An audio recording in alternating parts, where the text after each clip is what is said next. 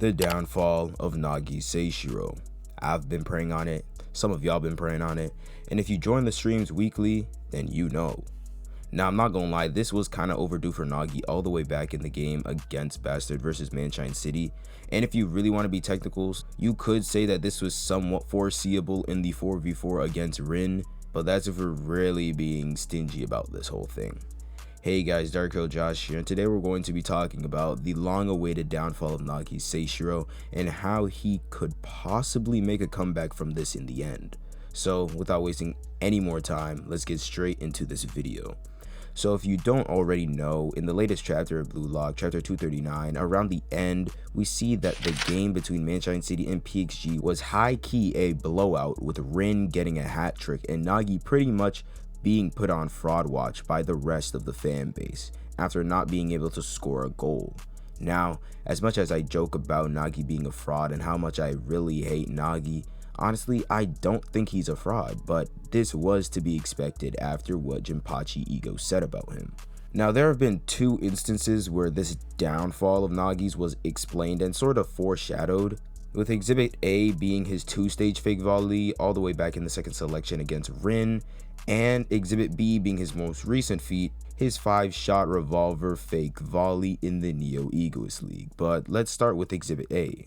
So as you remember, back in the second selection during Team Isagi's get back on Rin, we see Nagi decided to match up against Rin, and while up against him, we see Nagi make an insane shot against him called the 2-stage fake volley, which is essentially feinting the ball by making the opponent think they are going to take the shot, but you flick the ball, adding more spin to it before hitting the volley. Now, although this goal and feat made by Nagi was hype and all, with even Henri referring to that play as a miracle shot, Ego shoots it down, saying how it isn't a miracle shot, being that in that moment, Nagi had the will to score and the skill to back it up. And that in an environment with a specific set of game situations with just the right set of players, with all these conditions stacked in just the right way, one's performance can push past human understanding, and like this, miracles could be explained. Now, I do want to say again that this moment doesn't really add on to the downfall of Nagi in the Neo Egoist League currently, but I just added it because it goes to show how Nagi could really turn up, and only really could turn up like this once he has a certain goal of specifically beating someone in mind. Notice how after that goal, Nagi wasn't really too significant or prevalent, and to be honest, focused on after that. Like after that goal, Nagi was pretty much on Bachira for the rest of the match while Isagi was taking Rin head on.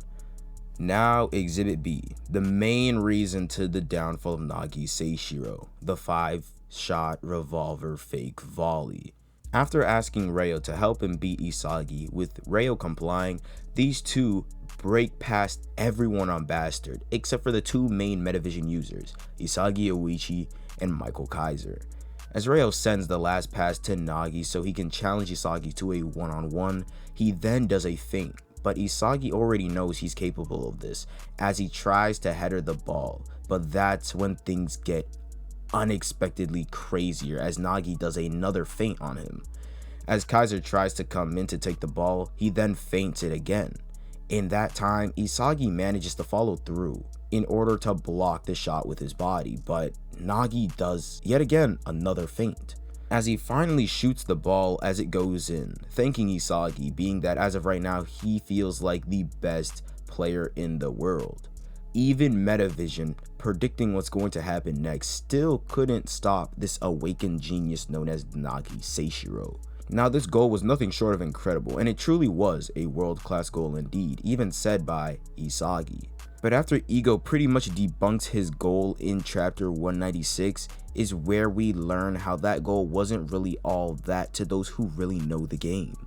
As both Henri and Ego are talking about Yukimiya's goal attempt and the conditions needed for him to actually make that shot, Ego says that he's glad that that shot got blocked by Chris Prince because the after effects of the goal in the long run would have been terrible, just like Nagi's 5-shot revolver fake volley.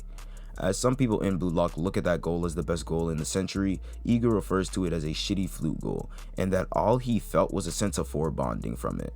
As a striker, your goals are supposed to be reproducible, but with this goal, Nagi isn't able to replicate it.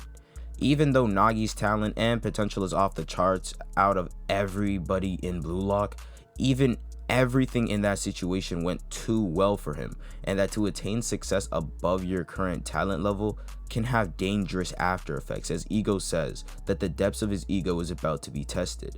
And surely enough, in chapter 239 we see his ego tested against Itoshi Rin. But sadly, Nagi loses to Rin as he makes a hat trick, and with him scoring 0 goals that game. In chapter 240, we even see that Nagi's values decreased from 88 million to 43 million. So yeah, pretty much from that point, Nagi has been on a downward spiral. And it's kind of upsetting to see, being that not only his potential is amongst the best in Blue Lock, but just the fact that he just threw all of his progress away in terms of creativity in order to beat Isagi, and pretty much loses drive to play at such a high level. Like, remember at the beginning of the match between Manshine and Bastard? This guy Nagi was low-key cooking with Agi, I can't even lie to you. Having a trap that brought things back to 0 as he dribbled past 2 Bastard defenders, but working with Agi to the point where he could have scored with his juggling shot, very cool shot by the way, if it wasn't blocked by Yukimiya. Even someone like Isagi, who's been playing with Nagi for a long period of time in Blue Lock, he couldn't even predict what Nagi was about to do next. All that aside, I'm just trying to say that if Nagi really continued to keep creating more attack patterns and set up his own shots, he really could have been an even more dangerous player than he already is. But the one thing that's holding him back is his lack of creativity, which ties into his weak ego/drive and lazy demeanor. Now, although this downfall of Nagi's is deep, like incredibly deep, what could be even deeper is his upbringing, cause when you hit rock bottom, the only way to go is up. In chapter 240, Nagi asks Rin what drives him to keep getting stronger, to where Rin says to surpass his older brother and destroy Isagi. But Nagi goes even deeper into that question, asking him, once he's done those things, what will he do next?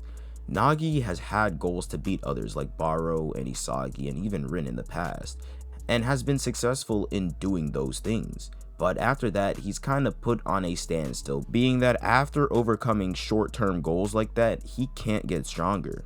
I feel like the difference between Nagi and a lot of other people in Blue Lock is the fact that they have a lot of long-term goals in mind that they know is going to take a lot of hard work to overcome them in the future. But with Nagi, it's more that he has short-term goals that he overcomes pretty easily in that moment.